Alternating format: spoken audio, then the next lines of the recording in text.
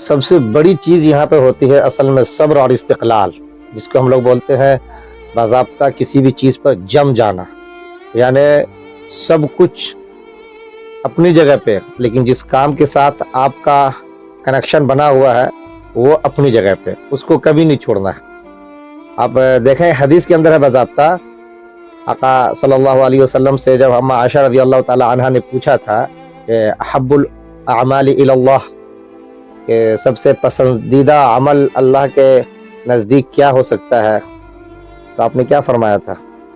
ادومها وان قل، کہ وہ دائمی ہونا چاہیے، مستقل اس کو کرتے رہنا ہے، آپ کو اس میں دوام ہونا چاہیے، اس کے اثرات میں دوام ہونا چاہیے۔ آج کل کیا ہوتا ہے، وقتی طور سے ہم کچھ کر لیتے ہیں، ہاں اپنا عمل ہو یا مشترکہ طور سے کہہ لیجئے کہ کچھ اجتماعی طور سے کرنا ہو، 2-4 دن کے لیے ہو گیا بعد ختم،